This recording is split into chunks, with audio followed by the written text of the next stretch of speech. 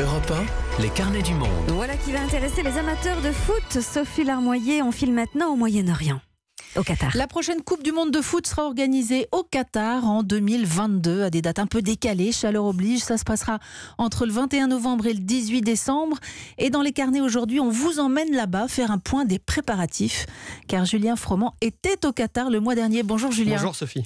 Vous y étiez dans le sillage du PSG en pleine tournée commerciale, on peut dire ça, pendant 5 jours. Ah oui, pour ceux qui ne le savent pas, le PSG est détenu par l'émir du Qatar et donc Paris est venu mi-janvier à Doha où il était plus question de business, de marketing que de football. Les Parisiens qui ont d'ailleurs bénéficié de certaines infrastructures du futur mondial 2022. Alors justement, vous en avez profité vous pour visiter certains sites de la prochaine Coupe du Monde. On va décrypter avec vous quelques-uns des enjeux de ce grand rendez-vous sportif, mais je propose qu'on écoute d'abord votre reportage à Doha et dans ses environs. C'est parti. 5h du matin au sud de Doha, quartier de Waqif, le chant du muezzin est rythmé par le son des marteaux-piqueurs. 24 heures sur 24, un balai incessant de grues et d'ouvriers se joue dans la capitale qatarienne qui depuis quelques années est devenue un chantier à ciel ouvert. Car en 2022, elle doit recevoir l'un des événements majeurs de sa jeune histoire, la Coupe du Monde de football. Stéphane est jockey, il vit là-bas depuis 13 ans. Il a tout de suite ressenti l'effet mondial sur le pays. Oui, il y a eu un élan supplémentaire qui a vraiment boosté le pays, qui est même un peu pénible au quotidien parce que c'est tellement des travaux de partout. Mais moi, je trouve que depuis 1 an ou 2, on voit quand même mieux dans quelle direction on va. C'est quand même un peu moins le chantier. En 13 ans, ce qu'ils ont fait, c'est incroyable, quoi. Il y a 13 ans, c'était que du sable. Après, c'est vrai que je dirais un peu que c'est fait au crayon à papier. Et puis le lendemain, on gomme. Finalement, on a raté là. C'est hallucinant. Rien n'est trop beau ou trop grand pour l'État qui fait pousser les villes et les stades dans le désert. Le cas le plus emblématique est celui de Lusail, situé à 15 km au nord du centre-ville de Doha. Toute la ville ou presque est en travaux, même les applications de cartographie ne sont pas encore tout à fait au point. Mais une fois achevée, cette ville doit devenir le nouveau visage du Qatar. Une ville durable et moderne, les termes qui reviennent le plus souvent dans la bouche des officiels qatariens. Les moyens sont là, 40 milliards d'euros d'investissement pour transformer un tas de sable en gratte-ciel, marina, building et centres commerciaux. Myriam s'est installée à Lusail il y a 4 ans. Elle assiste jour après jour à la naissance de la ville. Quand je suis venue habiter à Lusail, c'était encore une ville fantôme. J'avais l'habitude de faire ma marche avec mon mari vraiment dans une ville fantôme. Et aujourd'hui, on découvre 2 marinas, une promenade, des stades. C'est énorme. On a l'impression d'être un peu dans une ville futuriste. Quand on rentre de grandes vacances, souvent on voit des immeubles qui ont poussé en un été. Et je pense que ça va être énorme. Le clou du spectacle reste le stade de Lusail qui hébergera le match d'ouverture et la finale de la Coupe du Monde. 3500 ouvriers se relaient jour et nuit, chiffre qui peut monter à 7000 dans les périodes de rush. Sous 26 degrés la journée au moment du reportage, mais bien plus l'été. Cela peut parfois dépasser les 45 degrés.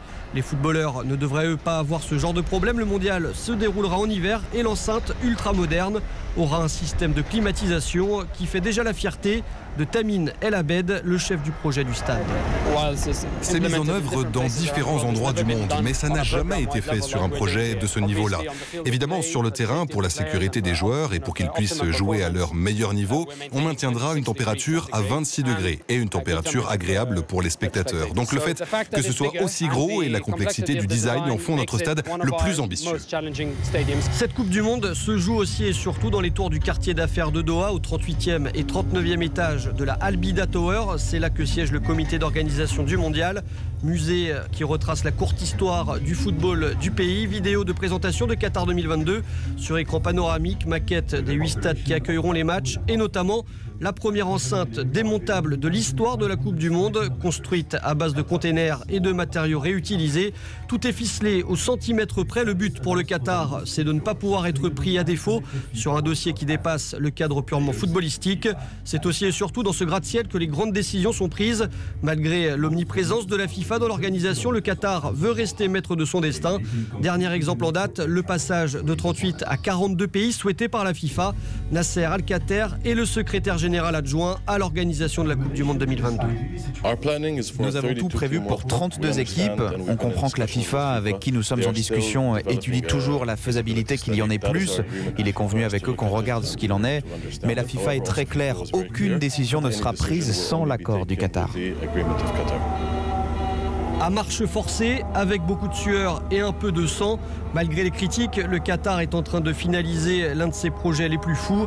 Tout doit être prêt et livré pour 2020, soit 2 ans avant le début de la compétition. Du jamais vu dans l'histoire d'une Coupe du Monde. Doha, Julien Froment, Europe 1. Voilà, des installations livrées 2 ans avant l'heure. Ça dit combien le Qatar espère être irréprochable sur cet événement. Julien Froment, quelques questions pour aller un peu plus loin. D'abord, il faut rappeler que cette Coupe du Monde s'inscrit dans une stratégie globale du Qatar qui fait tout pour devenir un acteur majeur du sport. Oui, exactement. Depuis de nombreuses années, le Qatar, qui s'appuyait essentiellement sur le pétrole et le gaz, voit désormais dans le sport un moyen de faire parler de lui en bien, mais aussi un autre moyen de développer une nouvelle économie. Et dans ce cadre-là, forcément, la Coupe du Monde est la pierre angulaire de ce qu'on appelle le soft power, une politique dite douce, et ça passe par l'organisation d'événements sportifs. Alors il va y avoir plutôt la Coupe du Monde. En septembre prochain, il y aura aussi les championnats du monde d'athlétisme. Et par le passé, il y a eu le mondial de handball en 2015, les Jeux asiatiques en 2006. J'ai rencontré à Doha l'ambassadeur de France au Qatar, monsieur Franck Gelais, et il analyse ce changement de stratégie. Le Qatar, d'ores et déjà, vit en partie sur une économie du sport en attirant un certain nombre de championnats. Et c'est un moyen, pas seulement de se faire connaître, mais c'est également un moyen de se développer, parce que ça veut dire faire venir des gens, rayonner et donner une certaine image de soi-même qui suscite en retour un intérêt pour le Qatar, pour d'autres personnes qui, du coup, voudraient y investir ou s'y intéresseraient d'une autre manière. Julien, la tournée des popotes du PSG le mois dernier dont vous parliez, c'était dans la même logique ? Ah oui, c'est un échange de bons procédés. Le PSG représente le Qatar à l'international, c'est sa vitrine. Quand Neymar ou Kylian Mbappé marquent un but, sous le maillot parisien, c'est de la publicité pour le Qatar dans sa communication à l'international. D'ailleurs, le PSG est utilisé dans les spots publicitaires de QTA, l'Office du tourisme du Qatar. On pourrait comparer un peu ça à l'aéroport de Doha qui est devenu un hub, une plateforme aérienne, un point de passage obligatoire pour aller aux 4 coins du monde. Le Qatar veut désormais devenir un hub en matière de sport. Et d'ailleurs, à Doha, il y a Aspire, qui est le centre de performance, un centre unique au monde qui accueille de nombreux clubs et de sportifs aussi, notamment durant la trêve internationale. Et puis, il y a aussi le centre de médecine Aspetar, qui lui aussi est à la pointe.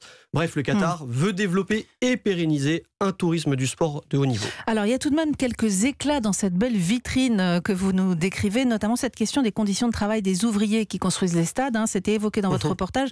On se souvient de plusieurs rapports ces dernières années qui dénonçaient des mois de travail sans repos, des journées de 18 heures sur les chantiers. Qu'en est-il ? Eh bien, on a abordé frontalement ce sujet avec les officiels et notamment Nasser Al-Rater, le secrétaire général adjoint à l'organisation du mondial.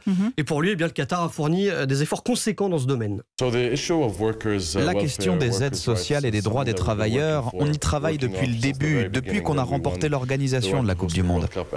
Et on est très heureux et très fiers que notre travail en tant que comité d'organisation ait aussi créé du changement pour d'autres au Qatar. Ça a créé un élan de progrès. On est fiers de dire que cela a aussi poussé le gouvernement à changer les lois, avec de nouvelles normes à appliquer pour les employeurs sur les conditions de vie de leurs ouvriers, leurs conditions de travail, le nombre d'heures travaillées. Les changements et les progrès sont énormes. Et le problème, c'est qu'il y a beaucoup de gens qui, depuis l'étranger, lisent les infos et critiquent pour le plaisir de critiquer. On les invite, ces gens, à venir voir de leurs propres yeux, se faire leur idée des progrès et de l'ampleur des changements réalisés en faveur des droits des travailleurs et de leurs conditions. En tout cas, ces progrès ont incité l'Organisation internationale du travail à clore la procédure pour travail forcé qui avait été ouverte depuis 2014 contre le Qatar. L'OIT a aussi ouvert un bureau à Doha, mais ça ne convainc pas tout le monde. Oui, ça c'est le discours officiel. On a voulu un contrepoint. On est donc allé toquer à la porte des ONG, notamment de Sherpa, qui est à la pointe sur le sujet des conditions des travailleurs. Marie-Laure Guillain est responsable des contentieux à Sherpa. Il y a eu des enquêtes en 2014 et plus récemment en 2018. Le constat est assez simple. Il y a des améliorations, mais qui ne sont pas forcément appliquées.